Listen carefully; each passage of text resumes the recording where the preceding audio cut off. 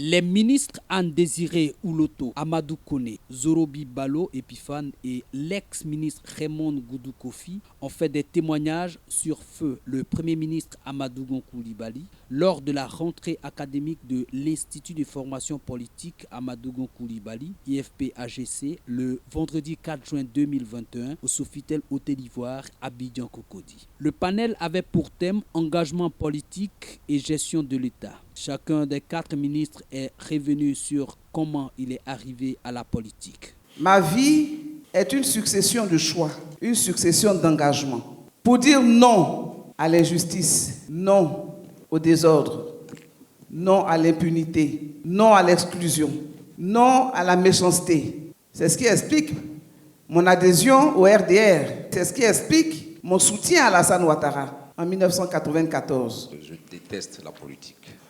Honnêtement.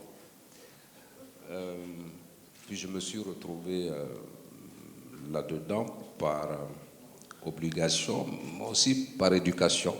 Tout bascule en 99, justement pour des raisons de filiation, où je me retrouve en train d'être traqué par le pouvoir qui était là en ce moment, qui avait une forte aversion pour le président, pour tous ceux qui l'entouraient, et les dérapages ont commencé. Et j'en ai été victime. Nous sommes nés, disons, PDCI. On ne cherche pas à savoir. Quand on est né, nos parents sont PDCI, les enfants sont PDCI, les petits-enfants sont PDCI, personne ne se pose de questions. D'office, je me sentais PDCI. En plus, j'étais Amsokro avec les affinités que j'avais avec notre premier président de la République de la Côte d'Ivoire moderne, le président Félix Houphouët-Boigny. Donc, d'office, j'étais PDCI. L'engagement politique, j'y suis arrivé, j'allais dire, par accident. Je le dis à des intimes. Je porte mon engagement politique comme Christ a accepté de porter sa croix. C'est un engagement lourd, c'est un sacerdoce, mais un engagement nécessaire.